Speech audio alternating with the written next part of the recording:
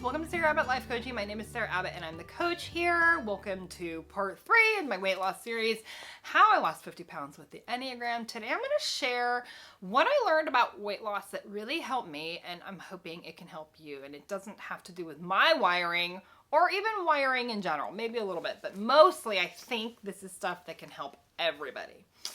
Okay, the first thing is patience. You've heard the phrase, you didn't get fat overnight, you're not going to get thin overnight. Something like that. That is true. So obviously, at this stage of my life in perimenopause, my metabolism does not super cooperate on quick weight loss. So it takes me a really long time. It took me 3 years to lose 50 pounds. If you're hearing that and you're like, oh, I don't want to start. I used to have that same, catastrophic thinking. Like, oh, then what's the point? Well, here's the point. After 1 year, you'll be down 15 pounds. After 2 years, you'll be down 35 pounds. And after 3 years, you'll be down 50. Do you see? After 3 months, you'll be down like 6. And I just had to stop myself from this self-sabotaging thought of like, this is taking too long, I quit. That is childish thinking. And it's time to put away childish things and move into mature adult thinking. For me, it took me 12 years to put on 50 pounds. I feel fortunate that it only took me 3 to get it off. Praise the Lord, because I know He helped me. So, patience. Here's how I tackled that. Especially in the beginning, it's so frustrating. And if as an Enneagram 8, I'm pretty sure the least patient number anywhere. And even then, out of all the 8s, I'm pretty impatient. So, I had to do a lot of reframing and changing my negative self-talk. So when I would be like, what's the point? This is taking too long. I'd be like, well, Sarah, it's been 3 months and you're down 5 pounds or whatever. I'm making up the numbers because I can't remember. I didn't keep a log or something. I hate numbers, and so I didn't do any of that. I'm estimating. But I'd be like, you know what? You're down 5 pounds. That's the right direction. For 12 years, the direction was up. Now the direction is down. That is a victory. Keep going. And then 6 months later, I'd be like, this is so slow. I'm only down 9 pounds. Well, guess what? Then I started just telling myself things which were true. Like, when you lose 10% of your body weight, like all of your health numbers on blood tests are better. And then when you lose this much. And so I just kept saying, well, you know what, Sarah, you're really close to the 5% or 10%, whatever. And keep going, because your health, even if the clothes aren't fitting different, your health, the numbers inside your body are getting better. And that is exciting, and it's the right direction, so just keep it going. And then 1 year in, I started feeling pretty good because I bought new clothes, and it was like going into summer, and it was a new size. And that was a reward in itself, but I still felt fat. I was still fat. And so I was still fat in a sundress. But I was like, you know what, Sarah? You are, let's make up a number, 12 pounds less than you were last summer, and you're not at your goal yet, but if you keep going by next summer, you're going to be looking good, sister. And that is the way you need to talk to yourself. You need to be patient, you need to give yourself grace, and you need to recognize that as long as you're on the pathway, just keep going. Be patient with your body. Negative self-talk is only going to get you into self-sabotaging behavior, so don't do that. And if you need a life coach to encourage you, one of the strengths of an Enneagram 8 is that we make great coaches because we truly believe, I believe, that I could do anything I put my mind to. And I believe you can do anything you put your mind to. And that is the beauty of having a life coach in your corner. If you are more prone to feeling kind of helpless or powerless in the world, and there's a lot of personalities that struggle with that, then you might need an 8 in your corner being like, no, keep going, you got this, and reminding you of your progress and telling you atta girl and just keep going. You can do it. And I believe it. I don't even know you, but I know you can do it. So if you want to book a free session with me, go to my website, sarahAbbottLifeCoaching.com, book your free discovery session, and you can ask me anything you want to ask me. I'll tell you what life coaching is, and we'll just see if life coaching is for you. What do you have to lose? I know I lost 12 years. Gosh, that's depressing, but it's the truth. Every single one of my kids' childhood photos, I am embarrassed by how fat I am. But guess what? They're still under my roof, and now I feel good about how I look in their pictures. And I thank God that in their, middle school and high school photos, I am proud of how I look. And I think that's really beautiful. So there you go. Get out of that stinking thinking that gets you sidetracked. All right. Wiring. I've said this in every single video. I have learned on this journey that knowing your wiring is probably the key. For me, it was the key to weight loss because I had to pick a eating plan that worked for my wiring. I couldn't be unrealistic and just pick something random that worked for my friend because I am not my friend. So there you go. Learn your wiring. I'll help you with it. I'm accredited to help you with the Enneagram, and I would love to do it. Next. I have learned, you guys remember, 8s are very intense and we're prone to extremes. I have learned that unless, I don't know, depending on who you are, for me, eating has to be one of my major focuses. The minute it gets put on the side burner, I start going on autopilot, and autopilot means fat.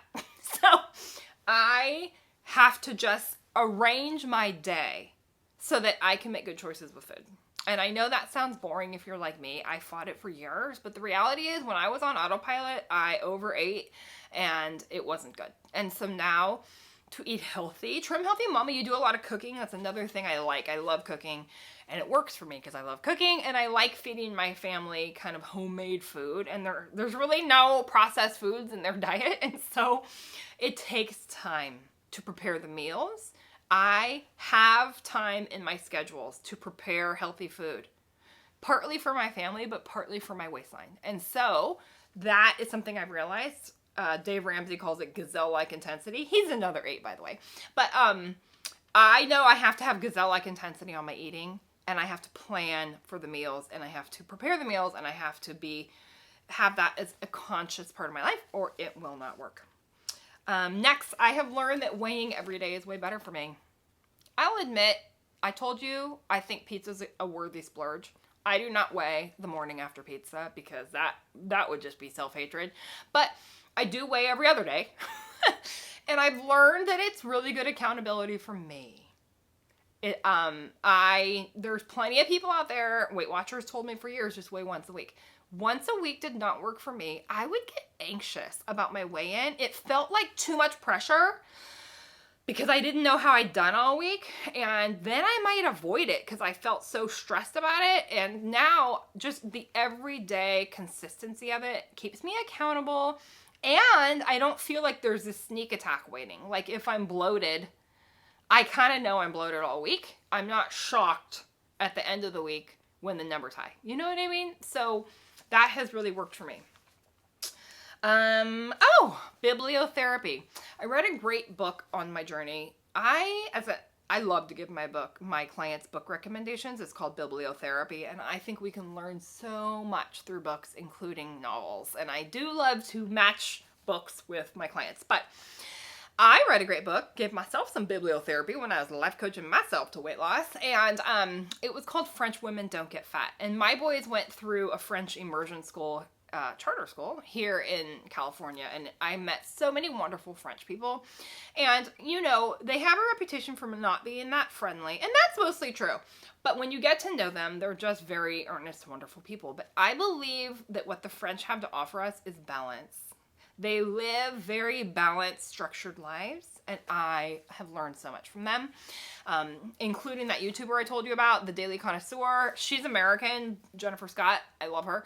But what she teaches you is what she learned studying in France. Now, I studied in Italy, and what I learned was like, there's a country of 8s who like to live loose and free, so I loved it there. But maybe I would have benefited from studying in France to learn a little bit of balance and moderation. So in this book, I learned something so fascinating. I learned that the French, they plan their indulgences. So if Thanksgiving is coming up, you're like, yeah, I'm going to indulge on Thanksgiving. And so they balance it out by compensating the day before and maybe the day after by restraining themselves more, eating really light in preparation, and also afterwards to balance out the indulgence. And I do that now, you guys. For instance, if we're going to be out of town for a soccer tournament with my boys, I don't want to be some women. I mean, there are moms on the team. God bless them. And they just eat, I don't know, carrots. That ain't me. Like, if I go to a restaurant, I'm just going to be like, get what I want to eat. That's just how I am. But I learned that I balance. So if we have a tournament coming up, I'll be really strict Monday through Friday in anticipation of being more relaxed and eating more cheat foods at restaurants at the tournament. Not everybody wants to do that, but that works for me. And the motivation of knowing I get to eat like a delicious burger at Chili's on Saturday actually helps me stay motivated to eat leaner during the week in preparation for that. And then it balances out. I'll come home from my tournament, I'll weigh in on Monday morning, and it's not insane. Like, I'm not depressed because I kind of prepared for it ahead of time. If I didn't prepare for it ahead of time because I didn't see it coming and I indulge, then guess what? The next week I have to cut back, but I do so knowing that it's bringing me back into balance. I think that's key. Reading that book, French Women, I'll link it below. Reading that book, French Women Don't Get Fat, made me really realize I think Americans, and not all Americans, but a lot, we've gotten into this unhealthy pattern where we don't think about what we're eating until our weight gets really high, and then we go on crash diets to bring it down. And then we go back to not thinking, and then we go back to crash diets. That is not a healthy way to live. And as we know, Americans have a lot of health problems. So I have learned a lot from that book about how the French balance their eating and drinking. You guys, you know they drink wine. In that book, she says she has a half a glass of wine. When I read that, I was like, forget about it. I don't even want wine if I'm only going to have a half glass. And now I'm a teetotaler. So see how that worked.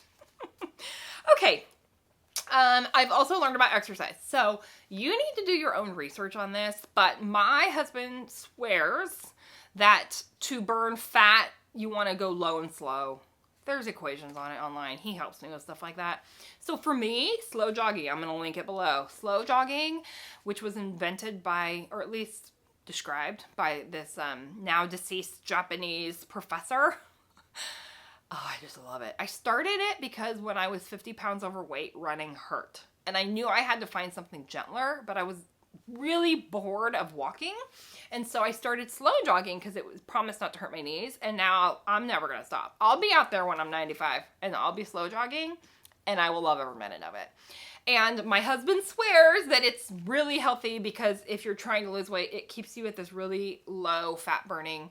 Even your Apple Watch will tell you, like, you're out of fat. You're too high. Your heart rate's too high to burn fat, which is like, I don't know, that's crazy. But that's how the human body is, apparently. Do your own research. But for me, exercise has really helped me reach my goals. And super moderate, balanced exercise has been the key for me. And guess what? Nothing hurts. Not one of my joints hurts when I'm running. It's amazing. Not running, when I'm slow jogging.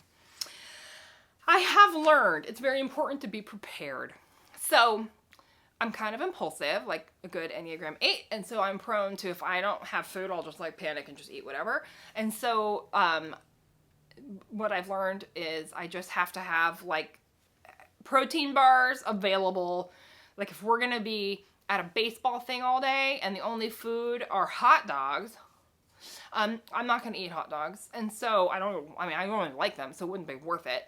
But I just bring my bars with me, and just for that one afternoon, that's my meal. I wouldn't do that every day, but it really helps me stay focused and on plan and in charge of my weight loss and not getting kind of waylaid by, I don't know, we're busy with our kids. So I don't want to have my busyness get in the way of my weight loss. Be prepared.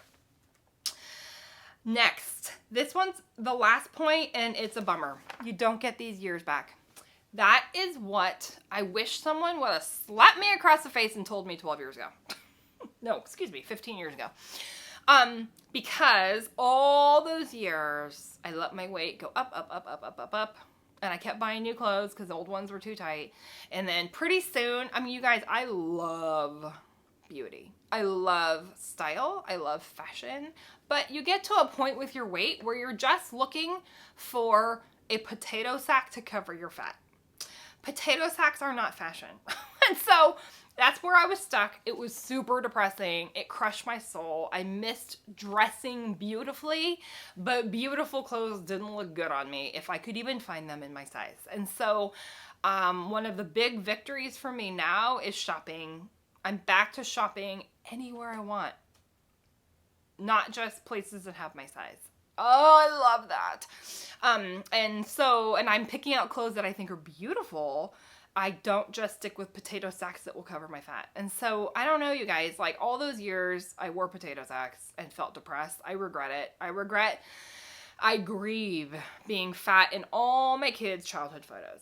And I can't get those years back. And that's the reality. Whatever you're struggling with, if it's weight loss, if it's an unhappy marriage, if you're stuck in your relationships, stuck in your parenting, stuck in your own head, and you're in your own way, just remember you don't get those years back. And this is your one sweet life, and it's short. And so I blew 12 years being fat. It took me 3 years of really focused discipline to lose it. That's a lot. And I grieve that I let it get that bad. And I celebrate that self-destructive time of my life is over. But I really want to encourage you guys, if you're stuck, go to SarahAbbottLifeCoaching.com and just see if perhaps I have tools and the encouragement you need to get unstuck and go after the dream. To go after the life that you've dreamed about. That is my wish for you. I don't even know you, but that is my wish for you. And thank you for joining me. That's how I want to end. So come back next week. If you like this video, please press like so I know what people like, and then subscribe, and then come back next week. I'm going to offer a recap of everything and offer new information. Thank you for joining me. I'll see you next week. Bye-bye.